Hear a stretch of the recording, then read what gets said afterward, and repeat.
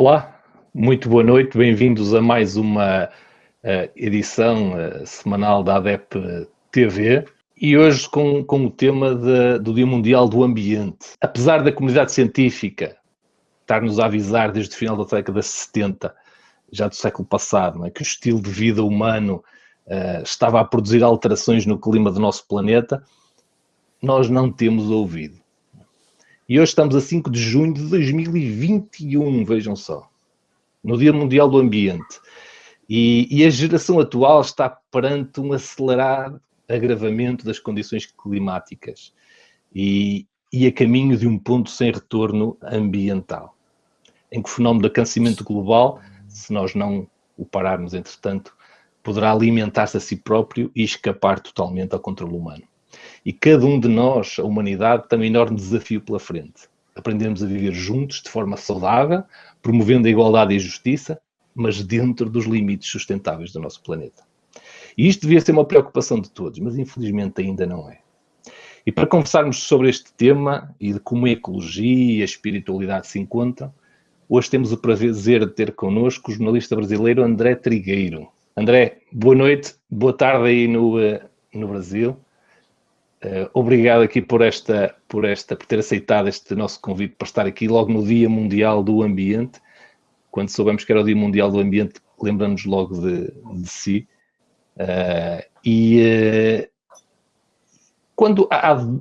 Penso que foi em 2006, há 15 anos, começou a ensinar na faculdade a cadeira de jornalista ambiental.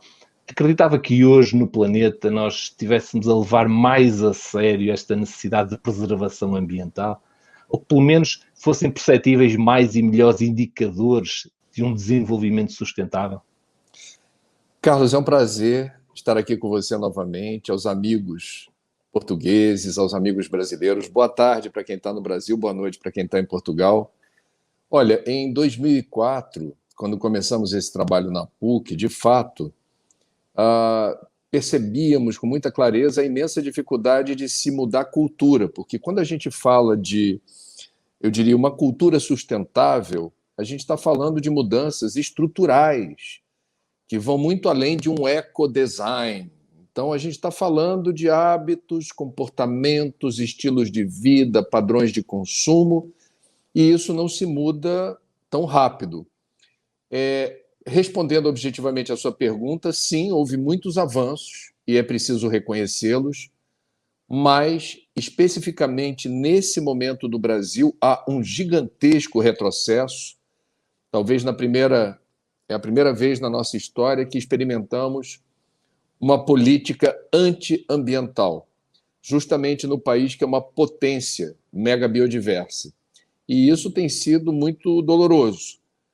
Mas essa data que você bem assinalou estará completando 5 décadas ano que vem daquela primeira conferência da ONU sobre meio ambiente em Estocolmo, 1972, quando se determinou que 5 de junho seria o Dia Mundial. E eu gostei de ouvi-lo falar do ambiente, porque no Brasil a gente gosta de falar meio ambiente, que é uma expressão, eu diria, redundante, né?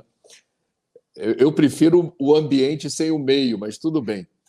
E temos, em 50 anos, pelo menos uma vez por ano, a chance de refletir sobre esse tema capital para a nossa saúde, longevidade, qualidade de vida e resiliência. Então, a minha percepção é que hoje estamos numa situação um tanto aflitiva do ponto de vista da urgência de certas ações que precisam ter lugar, principalmente no combate ao aquecimento global. Há uma luta, e essa luta ela clama por adesões de pessoas físicas e jurídicas do setor público e privado, organizações da sociedade civil, igrejas, movimentos religiosos, associações e sindicatos. É uma luta de todos e a informação pode ajudar nesse trabalho. A gente precisa fazer mais e melhor no intervalo de tempo mais curto. André, houve-se muita expressão das pessoas que dizem que realmente nós precisamos proteger o planeta, não é? Mas será que um planeta com a vitalidade, não é? Com a resiliência que o nosso tem, não é? Que já superou condições incríveis, não é? Tão difíceis que até levaram, inclusive, a 5 extinções em massa. Será que esse planeta precisa de proteção? Ou será que nós o que precisamos de proteger são as condições da vida que nós precisamos para poder viver? O planeta, você bem o disse, seguirá em frente de uma forma ou de outra. Já passou por muitos cataclismas e desastres de grande proporção. Por exemplo, 65 milhões de anos atrás, uma chuva violentíssima de meteoros determinou praticamente a extinção de boa parte da biodiversidade.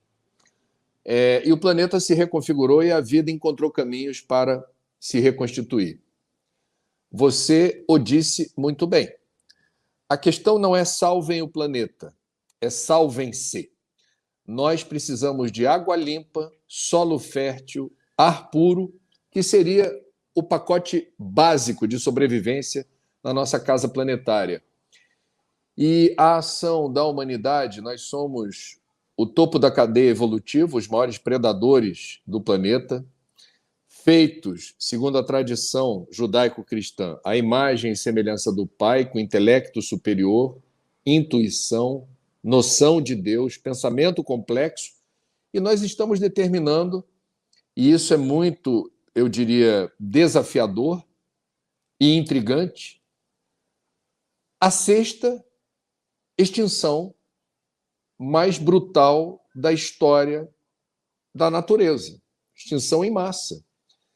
E isso não nos favorece, Carlos. Então, em bom português, eu diria que nós estamos realizando movimentos ecocidas. Nós estamos dizimando as condições mais adequadas que dão suporte à vida humana na Terra. E nós estamos semeando um futuro cada vez mais hostil à nossa presença nesse planeta. Então, sim, Gaia é resiliente. Gaia consegue absorver e, eu diria, na linha do tempo, e a gente está falando de milhares ou milhões de anos, reconstituir as condições que propiciam a vida. Nós não temos essa resiliência de Gaia. E nós não temos todo o tempo do mundo para esperar que o planeta absorva adequadamente os impactos que nós estamos gerando. Portanto, o Salvem o Planeta do movimento ambientalista inicial, lá das décadas de 60 e 70, hoje em dia é salvem-se.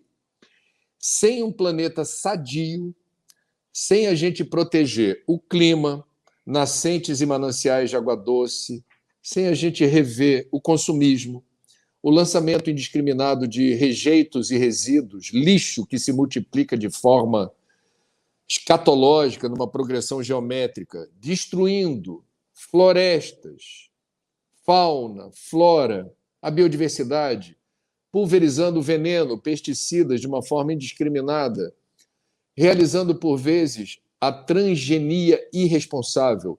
Não é ser contra transgênico, mas é prestar atenção nos estudos que precisam indicar absoluta segurança quando brincamos de Deus e trazemos à natureza espécies que não existem. Quais seriam os impactos dessas espécies sobre saúde e meio ambiente? Então, tudo isso se volta contra nós. O planeta sofre, mas quem está correndo riscos com esses impactos gerados por nós somos nós mesmos. E esse senso de urgência, ele precisa estar bem compreendido. Porque não adianta a gente estudar a natureza e dizer, calma, o planeta dá um jeito.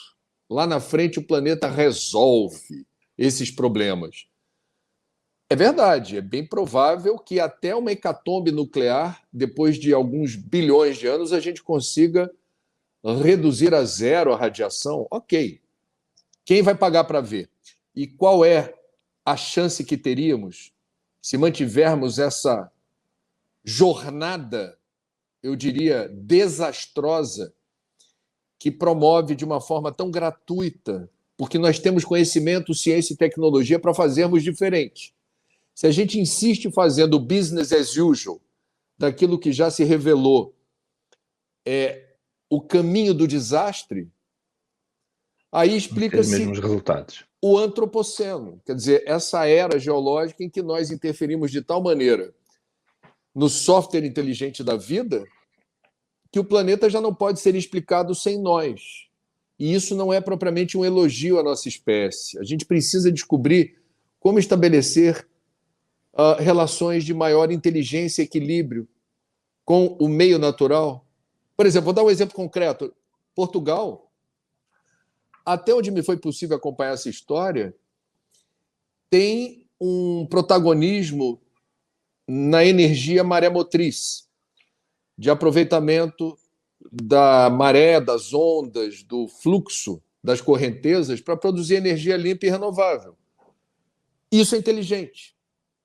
Quer dizer, a gente precisa usar o tutano, usar a cabeça para descobrir como eu posso fazer da minha casa um lugar limpo, em equilíbrio e que não se volte contra mim.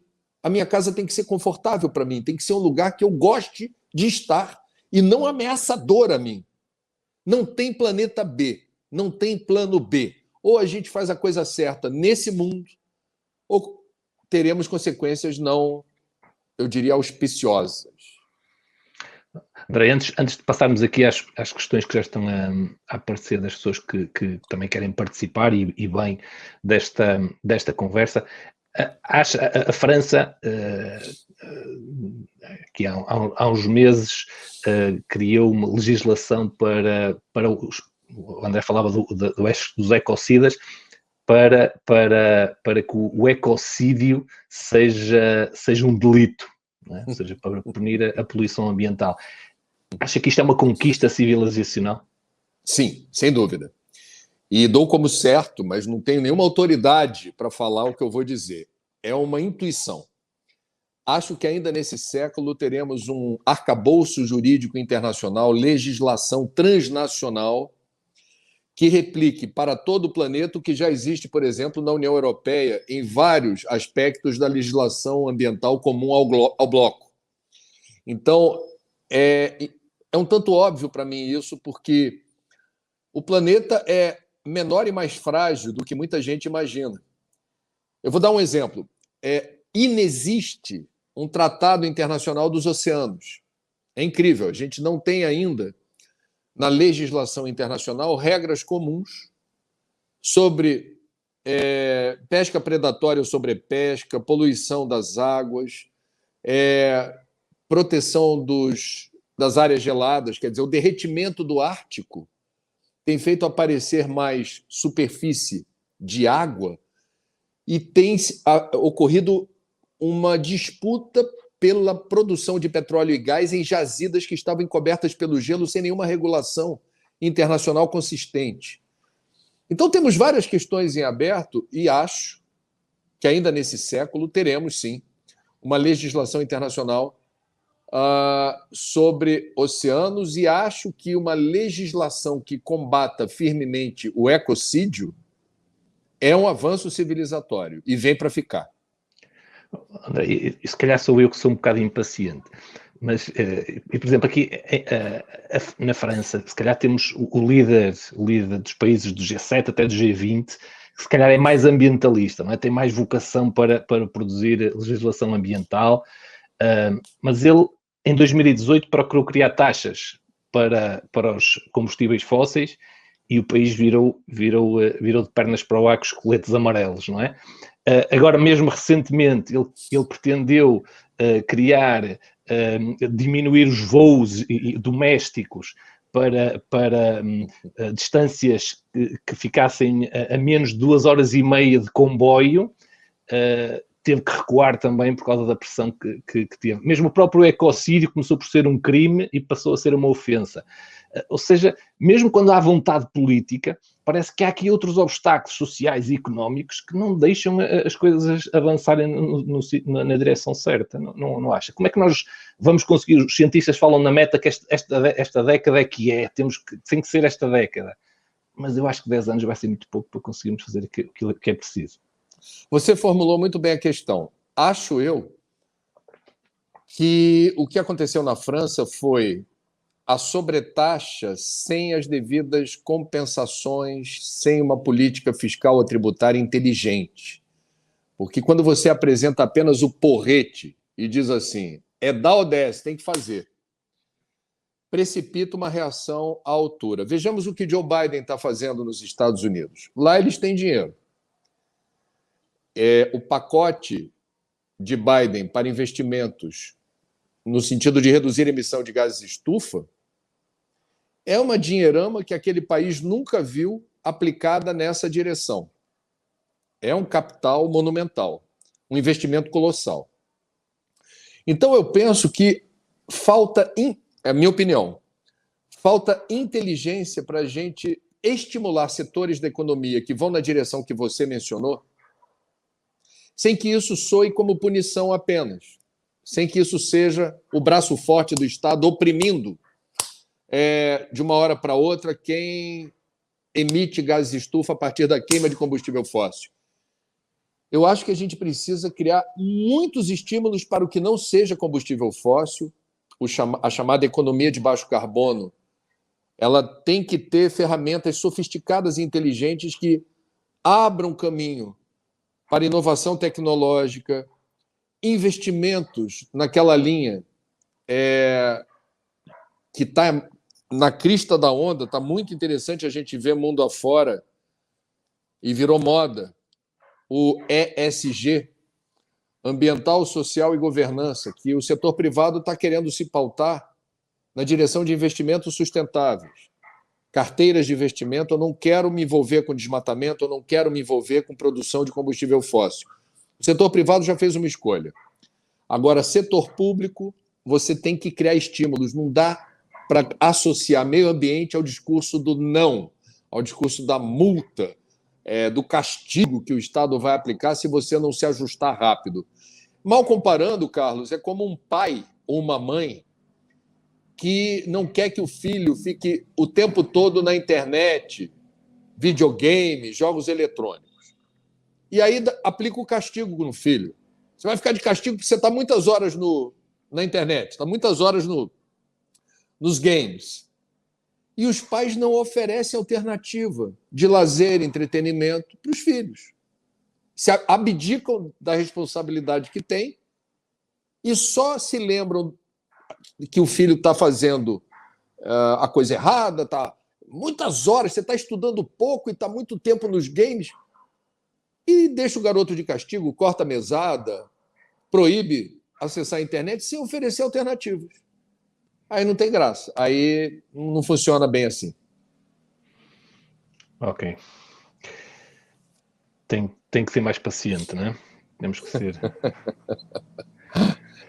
Ora, André, tenho aqui a Heloísa que coloca assim esta questão. Quais atitudes individuais nós podemos ter no dia a dia para ajudar nesta proteção do nosso planeta ou dos nossos descendentes? Bom, eu vou fazer aqui muito rapidamente, porque senão a gente passa o tempo da nossa live entrando nos pormenores do que eu vou dizer. Basicamente, eu diria, não ter um estilo de vida consumista, não acumular bens e posses, se divertir em shopping, Black Friday, promoções, liquidações. Não se deslumbra, não se disperse com o consumo pelo consumo. Isto é extremamente nefasto para o equilíbrio ambiental.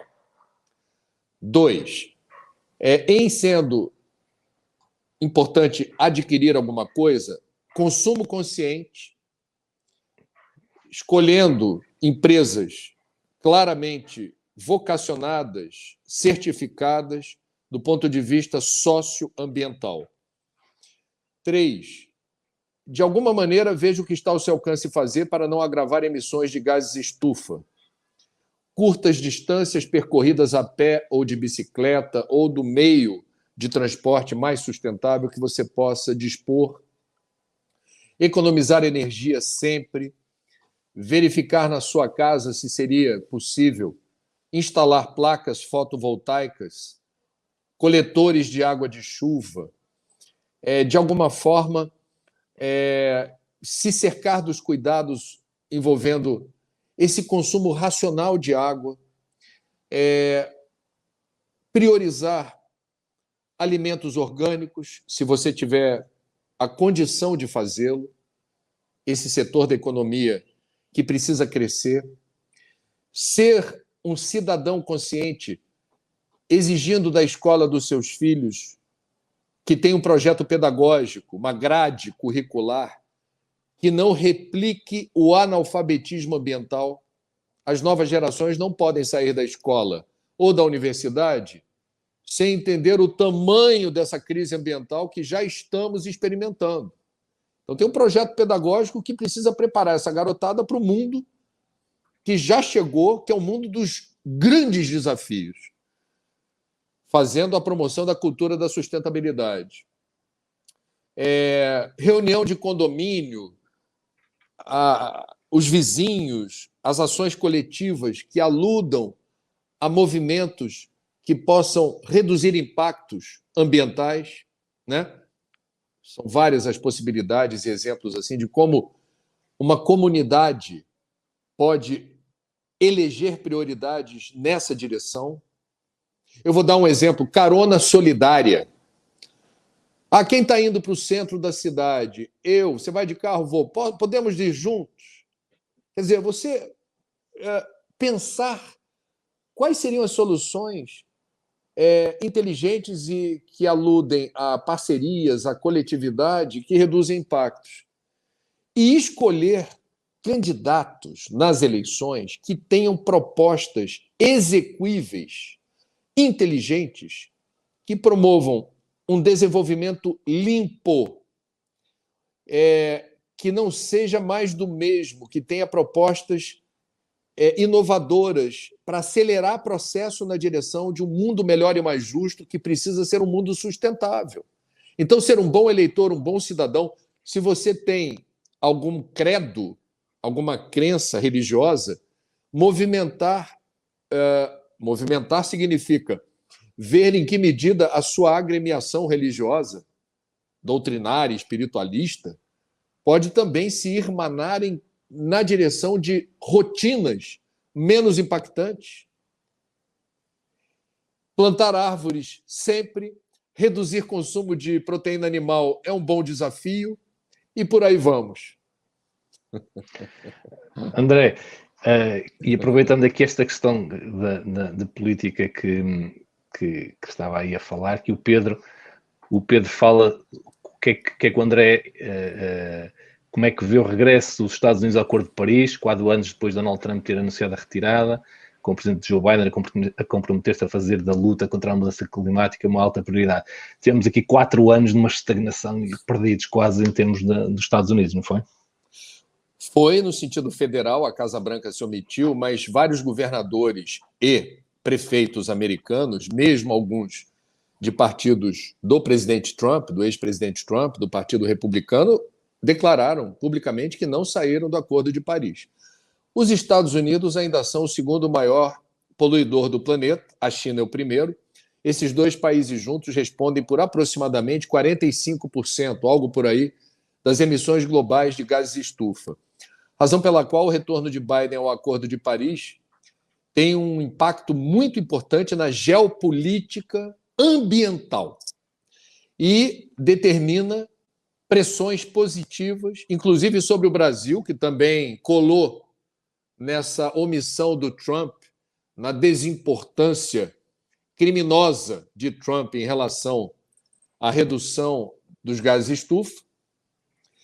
E nós celebramos isso, comemoramos muito, nós que entendemos o impacto extremamente nefasto do líder do segundo país que mais emite gases de estufa e a principal economia do planeta, não podia ficar de fora do Acordo de Paris. Era o único país do mundo fora do Acordo do Clima, desonrando os estadunidenses. Então, a gente precisa celebrar e cobrar, porque uma coisa é prometer, outra coisa é cumprir. Jornalista, Carlos, é uma raça desconfiada.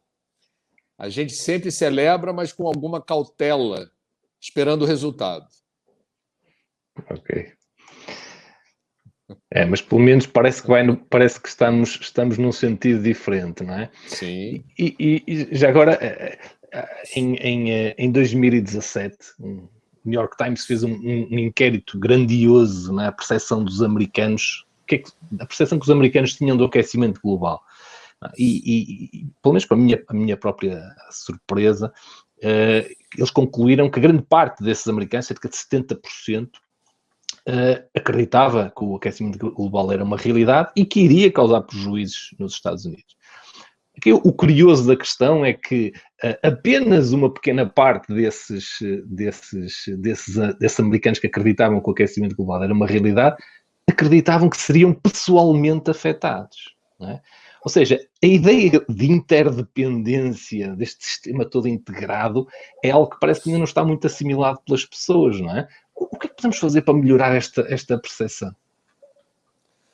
Olha, Carlos, a pergunta é muito pertinente porque quando a gente fala de aquecimento global, nós estamos falando de uma mudança importante no sistema climático.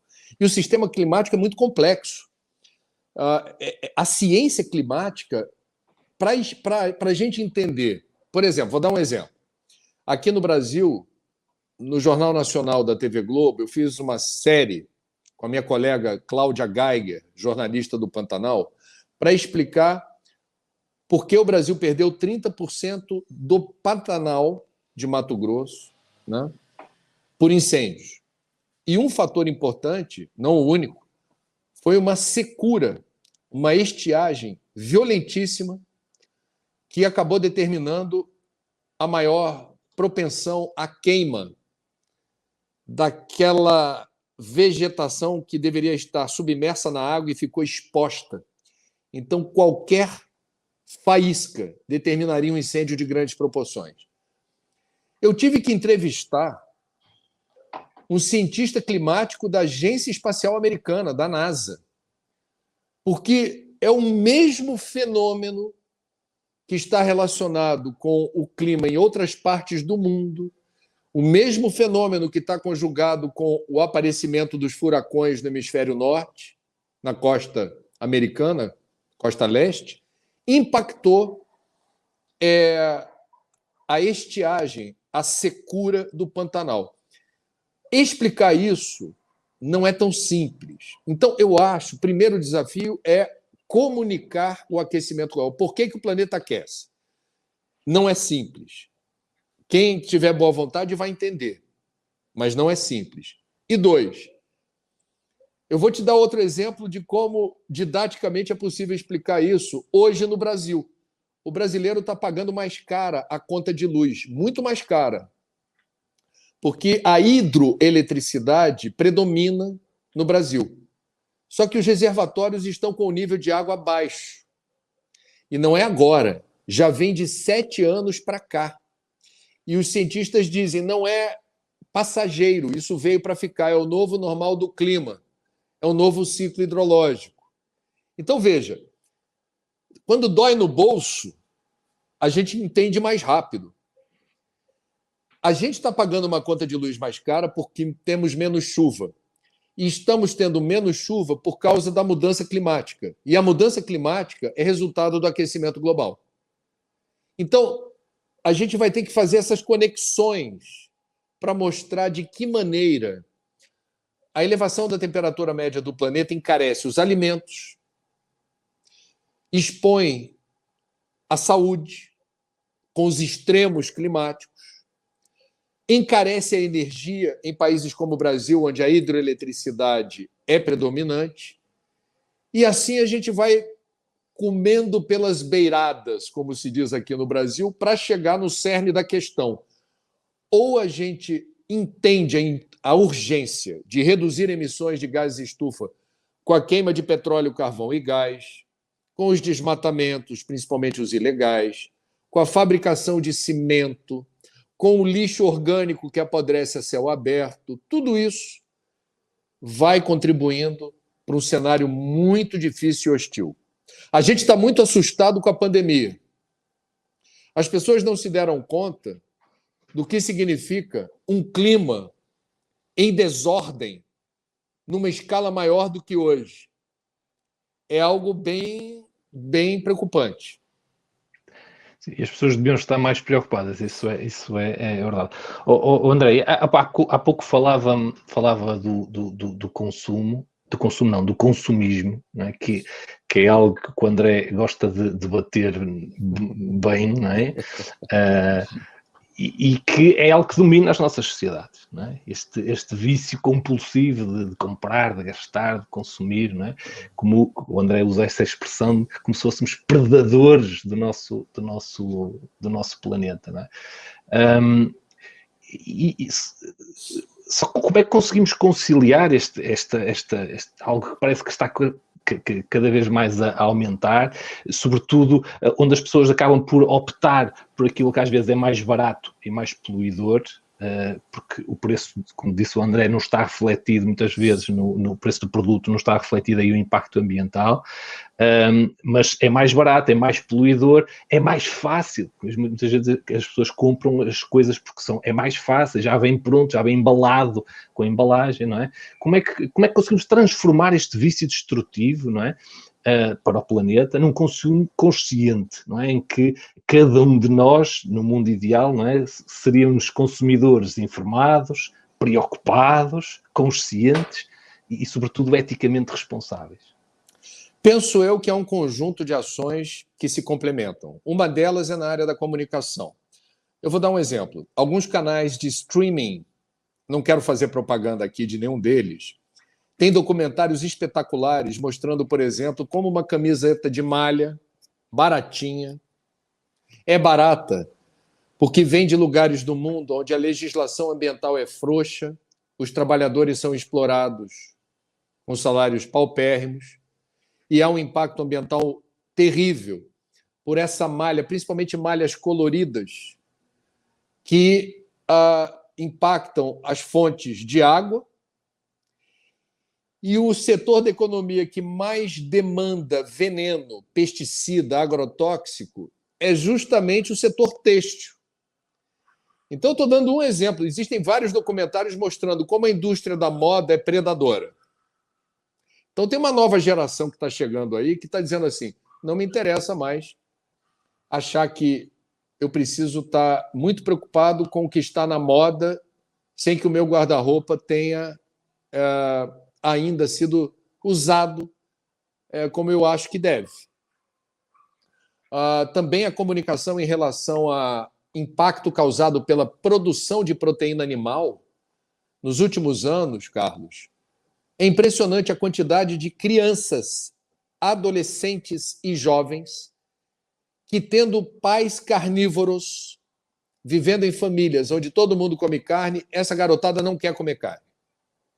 Ou, no mínimo, se sente muito à vontade para reduzir o consumo de proteína animal, por várias razões, entre as quais já entendeu o impacto causado ao meio ambiente, aos próprios animais, que têm seus direitos, porque sentem dor, sofrem no processo de criação, transporte e abate.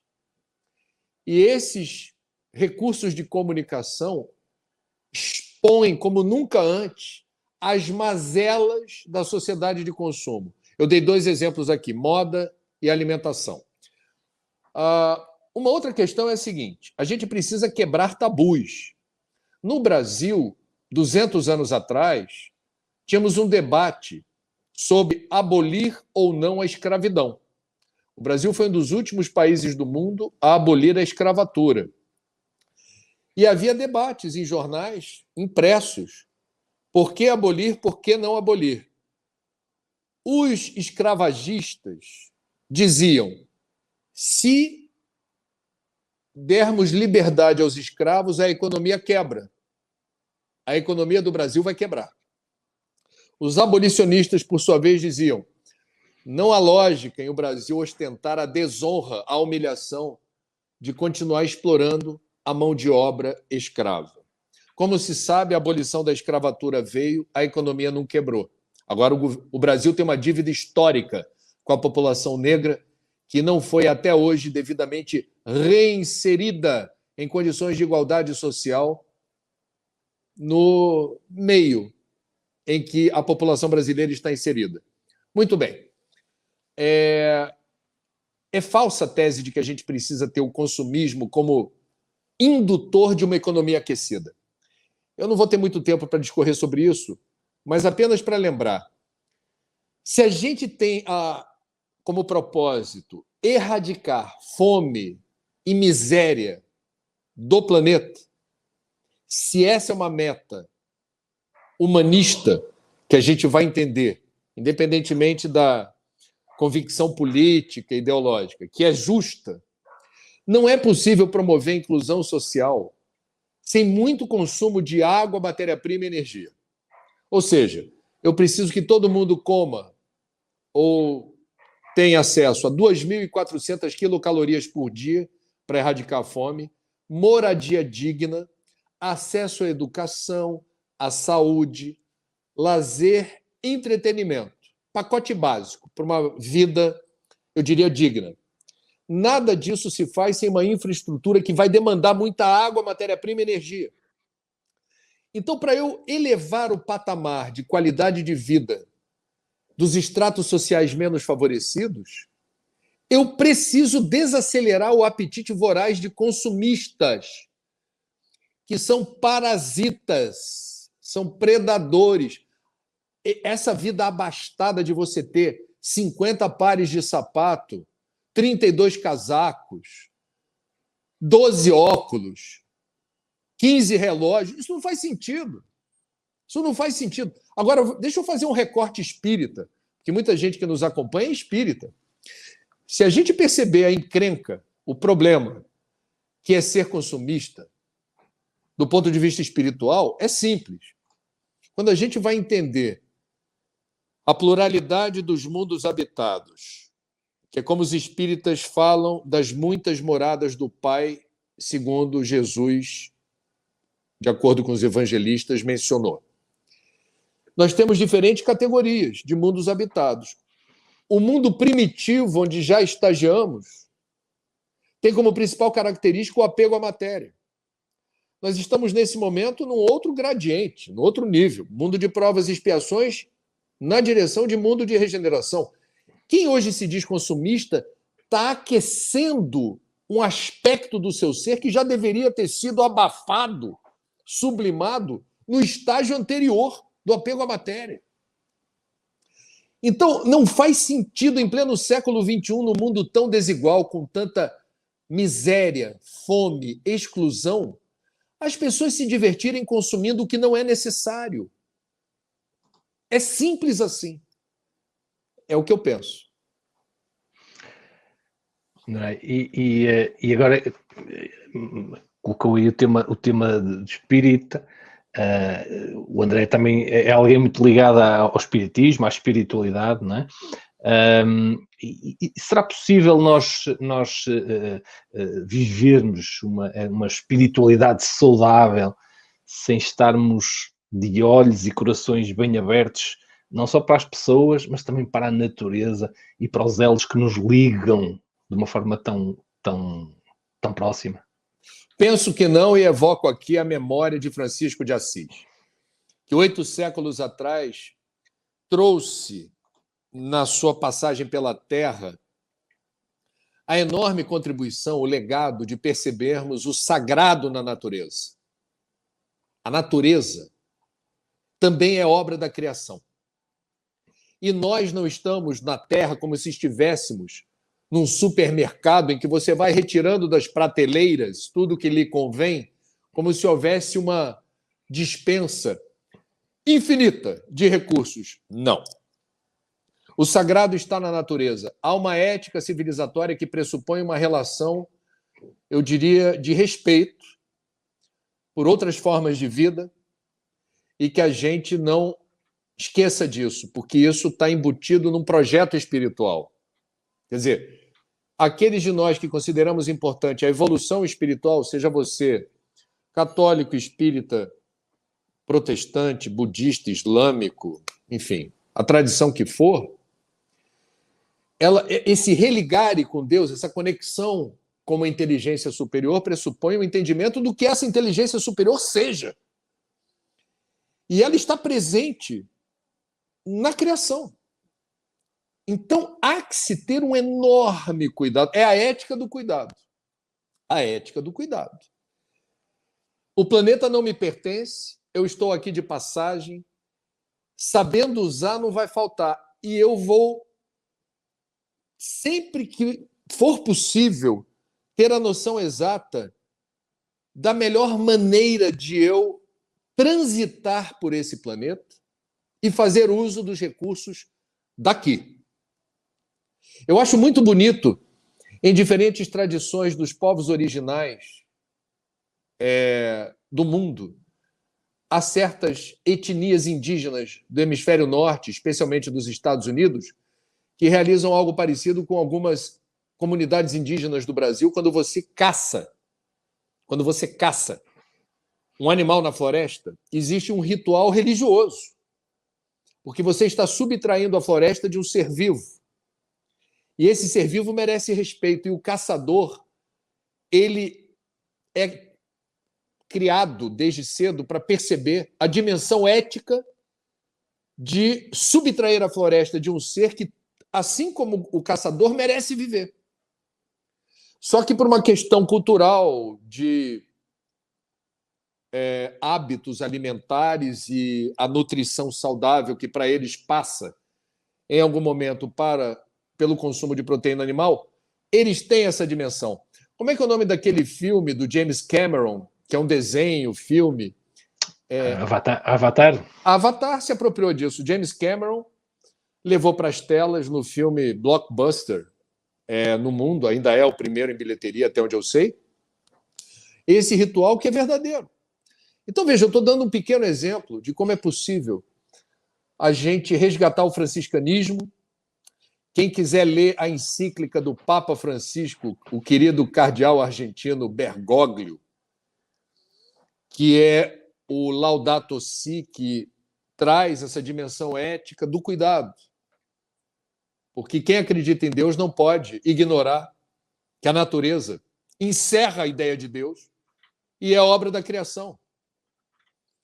No Espiritismo, apenas para a gente fazer mais um breve resumo, uma obra psicografada pelo grande médium Francisco Cândido Xavier, editada pelo Espírito Emmanuel, A Caminho da Luz, retrata a formação da Terra no laboratório dos espíritos superiores, capitaneados por Jesus, o governador da Terra, quase 5 bilhões de anos atrás, definindo a composição dos gases da atmosfera, a taxa de salinidade dos oceanos, os componentes que haveriam de determinar a fertilidade do solo. Jesus foi o grande artífice, aquele que determinou esse ecodesign do planeta. Nós, cristãos e nós espíritas, gostamos de dizer: Jesus é o nosso modelo e guia. Quem se diz cristão não pode pisar na bola na área ambiental. Joana de Ângeles, pela psicografia de Divaldo Pereira Franco, na obra Após a Tempestade, lançada em 1974, 2 anos depois daquela conferência da ONU que mencionamos há pouco, em Estocolmo, a primeira conferência internacional de meio ambiente. No capítulo 3, Poluição e Psicosfera, reporta Jesus como sublime ecólogo. Então, quem se diz cristão e diz: não, Jesus é nosso modelo e guia, se liga, porque você tem que prestar atenção no que está embutido na condição de existir e se afirmar como cristão no respeito à natureza e numa ética civilizatória onde o pressuposto não seja destruir, depredar e devastar. Não faz sentido. Desculpe a veemência, viu, Carlos, mas aqui no Brasil tem tanto político, cara, que cita versos inteiros da Bíblia para legitimar o que há de mais destrutivo e tóxico do ponto de vista dessa ética civilizatória que traz a natureza para outro patamar, que a gente fica aqui meio exaltado. Peço desculpas. E tivemos aquele caso tão simbólico, não é, de Trump com a Bíblia na mão fora da Casa Branca, não é? Que é uma coisa incrível, não é? André, falou aqui do Francisco Xavier.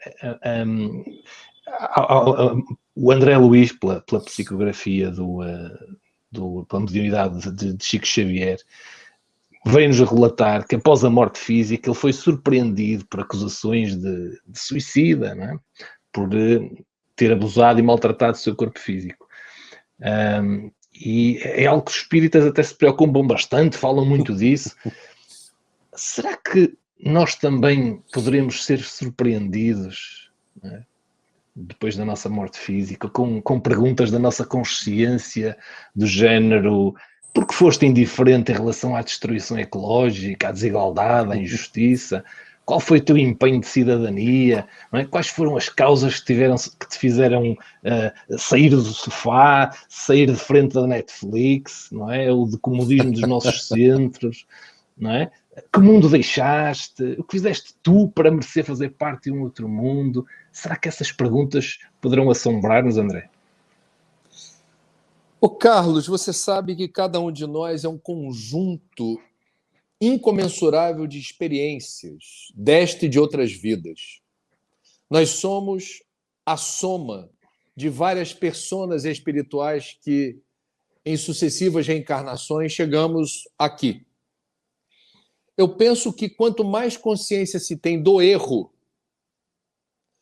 maior será uma provável culpa que atormente o tribunal da consciência. O juízo final está aqui. Nós somos os julgadores dos nossos atos. A partícula Deus que está em nós é aquela que percebe com muita nitidez aonde nós cometemos erros evitáveis, porque penso que devemos ter esse cuidado. Qual o nível de informação que eu tinha na hora que eu cometi esse erro? Você entende, Carlos? Quer dizer, Sim. Vamos colocar aqui no mundo esportivo. Um esquiador treinado participa de uma competição numa montanha íngreme e ele tem noção do risco, mas ele se preparou muito para participar daquela competição. E ele, portanto, pratica um esporte radical. E ele, ao descer a montanha, infelizmente, há um acidente e ele perde a vida. Vamos aqui especular. No plano espiritual, provavelmente ele vai dizer: eu fiz o que estava ao meu alcance para que isso não acontecesse. Eu treinei, eu me qualifiquei, eu, de fato, não fui irresponsável. Eu fiz aquilo que imaginei ser o necessário, o mínimo necessário para não permitir qualquer acidente. E aconteceu. Não vejo culpa aí. Agora, veja, um esquiador muito vaidoso combina com uma equipe de filmagem fazer manobras numa montanha onde há o alerta de risco de deslizamentos. E ele fica constrangido porque a equipe de televisão ia usar drone, helicóptero, microcâmera, e diz assim: vamos fazer, porque não haverá de acontecer nada. E eu quero que vocês me filmem hoje, que hoje eu estou me sentindo bem. Há um acidente, ele perde a vida. Provavelmente a consciência dele haverá de reagir, porque ele foi, eu diria, descuidado. Ele, de fato, tinha consciência do risco e desprezou o que poderia acontecer. Não foi um acidente. Ele, de fato, não conseguiu proteger-se como deveria. Eu estou aqui especulando. Hipóteses. Então, temos uma situação, Carlos, respondendo objetivamente à sua pergunta. Hoje, nós experimentamos uma crise ambiental sem precedentes na história da humanidade. A parcela da humanidade que tem consciência disso, penso eu, não tem o direito de errar. Não tem o direito de errar. Assim, você não pode dizer que não sabia. Você não vai poder alegar para você mesmo. Poxa, não tinha a menor ideia de que esse problema estava acontecendo. Deixa eu dar um exemplo. Você faz uma obra na sua casa e gera entulho. Em Portugal, o resto de obra vocês chamam entulho? Entulho, sim. Então, nós é que copiamos de vocês, desculpa. Então, gera-se entulho. Existe legislação para o descarte correto de entulho. Aí a criatura resolve ser esperta e contrata um caminhãozinho para jogar aquilo num terreno baldio, numa encosta, o que seja. Ele sabe que é errado. E ele faz isso. Isso haverá de pesar na consciência. Se isso vai pesar mais ou menos, se isso vai comprometer a qualidade de vida espiritual, é outra história. Mas que vai pesar, não tenha dúvida nenhuma. André, temos aqui uma questão da Viviane, que diz, então, como abordar a temática ambiente? Já sabemos que o André prefere a palavra ambiente a meio ambiente. Nas casas espíritas, na evangelização e mocidade, por exemplo? Sim, todo lugar, toda oportunidade, e principalmente nas rotinas da casa, são muito bem-vindas. Viu, Viviane? Não dá para a gente ficar econômico nesse quesito. Então, penso que na evangelização, práticas, músicas, associações com o que seria, quando a gente fala das muitas moradas do Pai, a nossa responsabilidade em relação à morada, a lei de conservação é uma das leis morais do Livro dos Espíritos. No século XIX, Carlos, você consegue imaginar o protagonismo de Kardec nas leis morais? Tem a lei da igualdade, que falava que todos, rigorosamente, a desigualdade não é de Deus, é dos homens. E falava das mulheres, viu, Viviane? No século XIX, você consegue imaginar o que é alguém no século XIX publicar um livro falando não há tratamento diferenciado do ponto de vista do espaço na sociedade, dos direitos individuais, são os mesmos para homens e mulheres. Século XIX. Então, no século XIX, Kardec também me parece muito avançado, vanguardeiro, quando publica no Livro dos Espíritos, ele é o codificador, as informações sobre lei de conservação. Nós precisamos proteger. Não pode ficar de fora da evangelização, não pode ficar de fora da palestra pública, e não pode ficar de fora, me permitam aqui, está num capítulo inteiro do livro Espiritismo e Ecologia, que as instituições espíritas, em nome de Deus, em nome da evolução espiritual, em nome da reforma íntima, promovam eficiência energética, estudem a possibilidade de instalar coletores solares para aquecer a água ou placas fotovoltaicas, usem telhados ecológicos.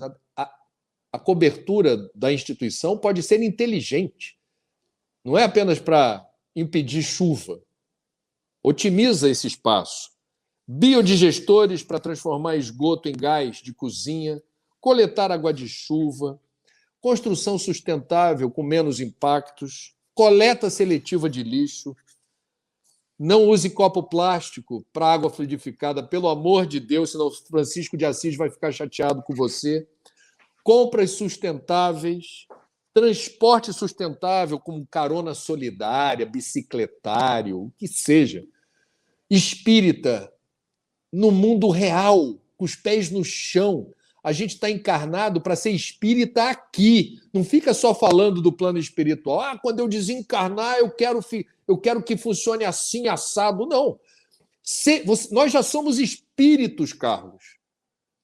Isso aqui já é um encontro de espíritos. Então, sejamos, me permita citar Gandhi, sejamos nós a mudança que nós queremos para o mundo.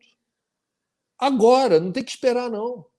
Não espero desencarnar para dizer agora eu vou fazer tudo que está ao meu alcance. Faça já.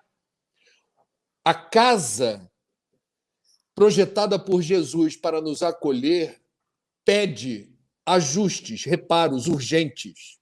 Não deixe para a próxima encarnação. Pode ser tarde.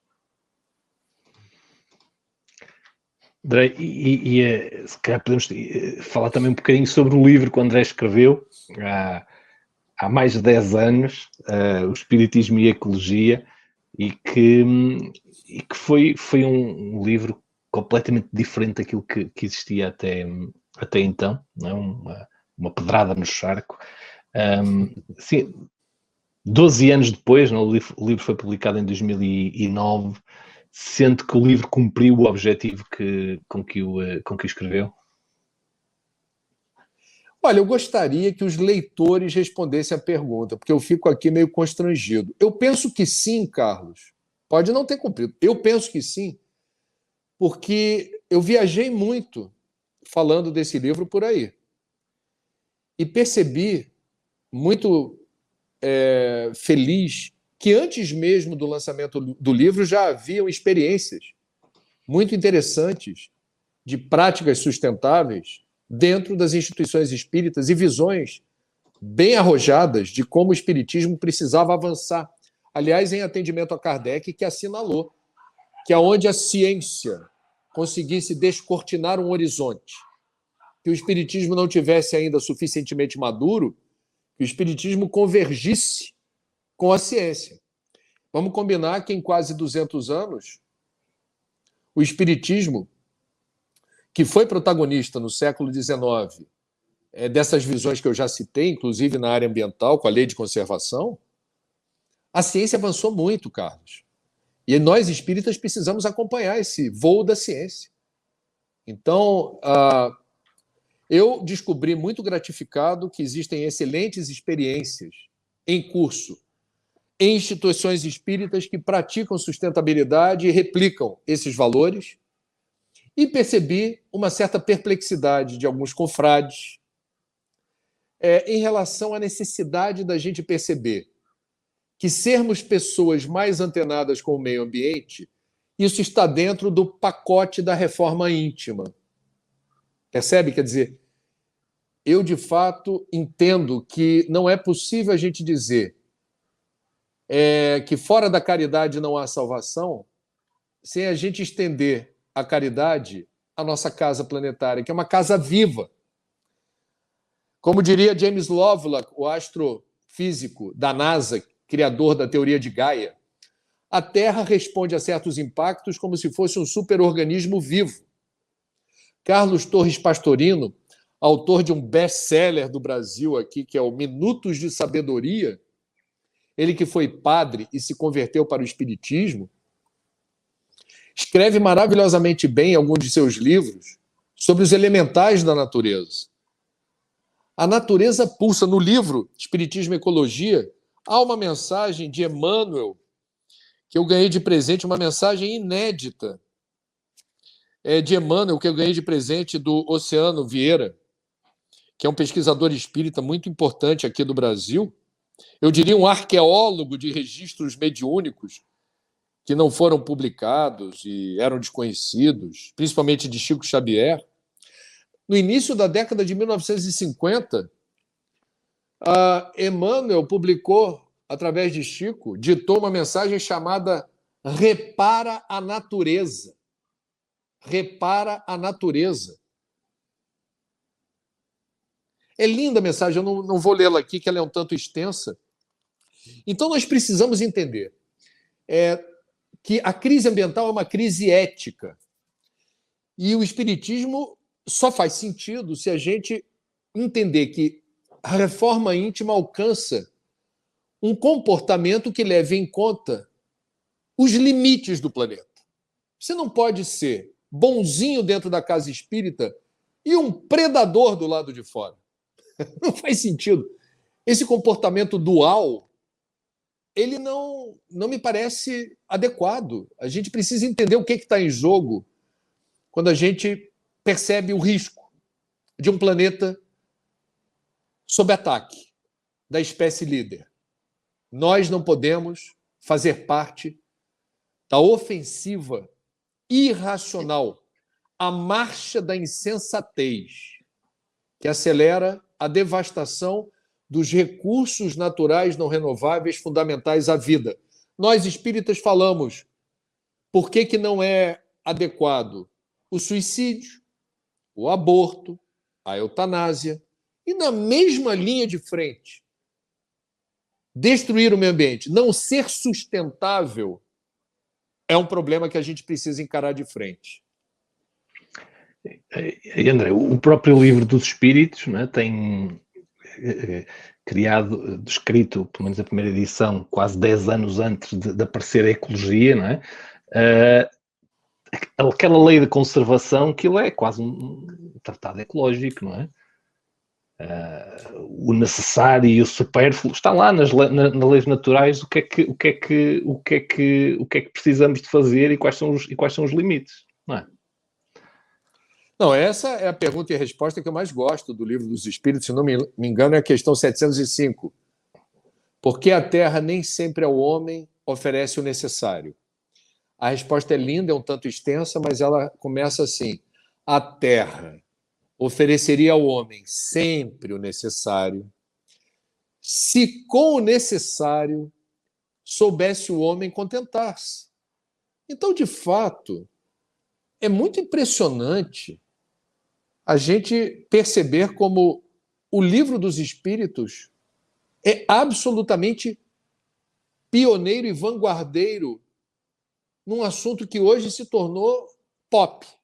Quer dizer, o Espiritismo está, nesse sentido, muito ajustado, bem ajustado ao seu tempo. E nós precisamos resgatar esse conhecimento. E eu acho que quando a gente despreza ou mantém uma postura indiferente à questão ambiental, a gente se esquece que o meio ambiente começa no meio da gente. Nós somos feitos de terra, nós somos feitos de água, nós precisamos do ar como supremo nutriente. Sem a luz do sol, nada somos.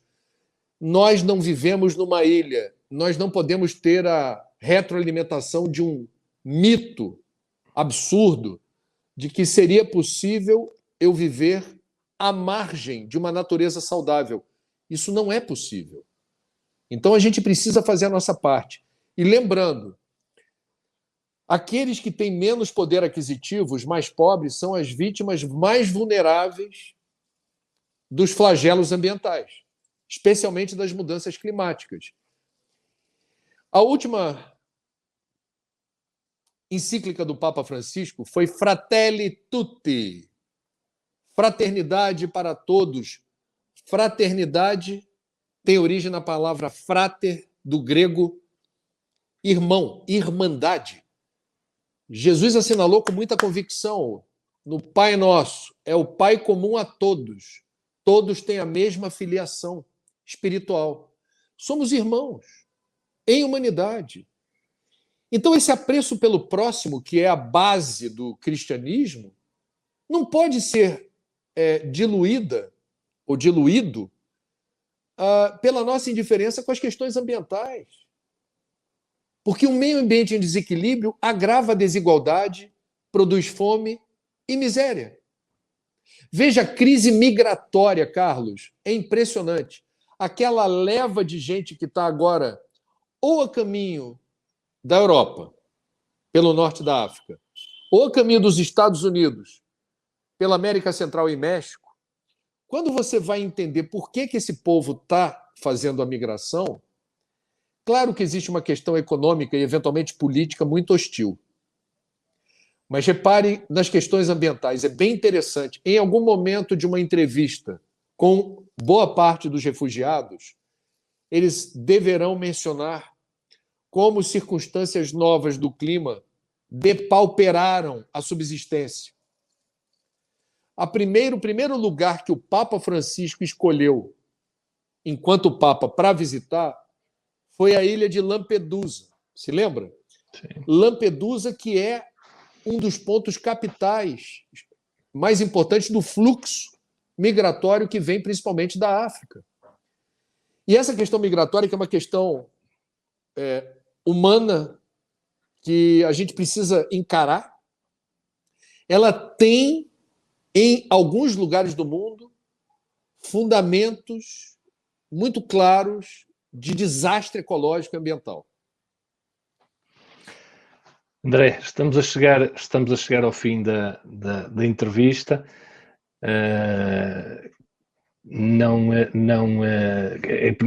Queria agradecer esta oportunidade extraordinária de estarmos aqui a ouvi-lo neste Dia Mundial do Ambiente, e queria que deixasse umas últimas palavras sobre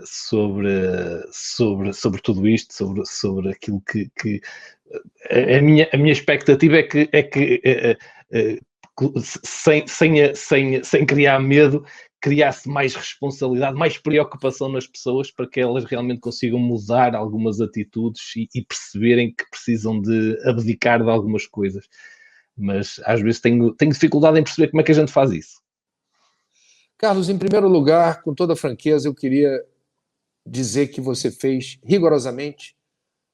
Todas as suas perguntas foram muito inteligentes, muito pertinentes, muito bem construídas. Eu estou aqui muito feliz de ter tido essa conversa com você.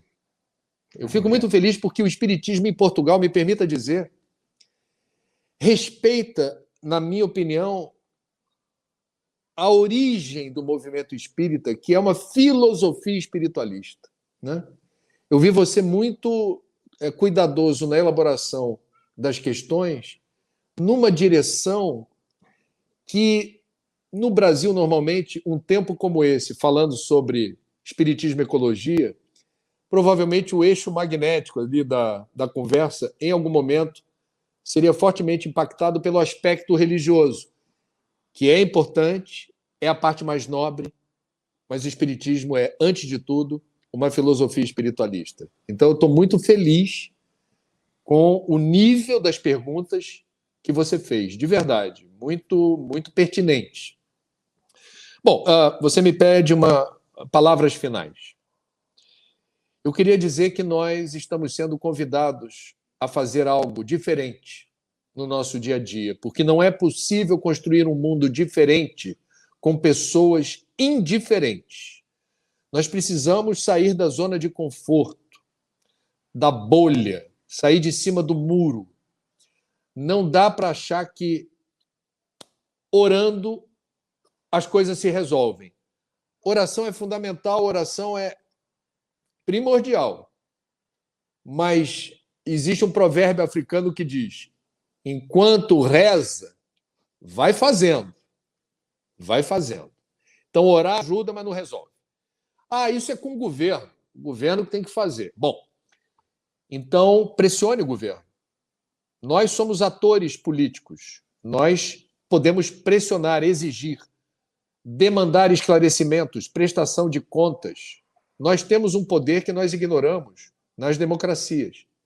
Então, que façamos chegar aos governantes o clamor de outro modelo gerencial, outra forma de administrar, que leve em conta a ética do cuidado, os limites do planeta, a urgência do enfrentamento da crise ambiental. Agora, a dimensão mais, eu diria, acessível de mudança é cada um de nós, todo santo dia, verificar em que medida podemos fazer algo que comece dentro de casa, alcance a vizinhança, o condomínio, o trabalho, o clube. Onde você estiver, com quem você estiver, percebendo questões que podem, através dessa sintonia positiva, determinar paradigmas existenciais importantes. Eu vou contar uma historinha básica para ilustrar o que eu estou falando. Eu sou muito amigo de um artista plástico grafiteiro. Em Portugal, usa-se essa expressão grafiteiro, quem faz pinturas... Não se usa muito, mas usa-se o grafite, mas aqueles que fazem os grafites, por acaso não sei como é que se chama. Mas maravilha. Não é grafiteiro. Temos o povo do grafite, que trabalha na rua, e um amigo, que virou um amigo, chamado Mundano, um dos maiores artistas de grafite de São Paulo. De tanto trabalhar na rua, teve contato com muitos catadores de recicláveis, esses profissionais que recolhem o lixo seco, papel, papelão, vidro, plásticos e metais para reciclagem. E de tanto que ele se aproximou e se comoveu da situação de pobreza e indigência, sem nenhum apoio governamental, fazendo um trabalho fantástico, sem catadores não há reciclagem. Mundano vestiu a camisa e falou: é comigo, eu vou fazer. Em resumo, ele foi premiado pela Unesco por um aplicativo que ficou conhecido como o Tinder da reciclagem, porque você usa o smartphone para saber quais são os profissionais de reciclagem, os catadores mais próximos da sua casa ou do seu trabalho, e você tem o telefone do telemóvel de cada um deles para fazer contato e dizer: vem buscar aqui que eu estou com material para você. E ele agora está desenvolvendo carretos, esses carrinhos que transportam com tração humana os recicláveis. Ele está barateando o custo e descobrindo como doar para os catadores motores elétricos, para aquilo não pesar tanto. Ele é um artista do grafite, na rua. E ele não é espírita, não é religioso, não é nada disso. Mas ele tem um bom coração. E ele entendeu que era com ele a coisa. Eu não vou cobrar de governo, não vou cobrar de empresário. Eu vou ajudar os meus irmãos que estão na rua coletando recicláveis. E ele está virando um grande líder desse setor. E é algo muito bonito de ver. Porque estamos falando de alguém que não é religioso, mas é alguém que pratica a religião. Ele se religa e se conecta com Deus quando se lembra dos irmãos em dificuldade e empresta seus talentos em favor dos menos favorecidos. Então eu me despeço lembrando que cada um de nós tem um enorme potencial de promover melhorias das condições sociais, das condições ambientais, das condições espirituais, percebendo que o meio ambiente começa no meio da gente. Mais uma vez, obrigado, André, e obrigado a todas as pessoas que nos acompanharam e despedimos até ao próximo sábado. Boa noite. Obrigado. Tudo de bom. Obrigado, querido.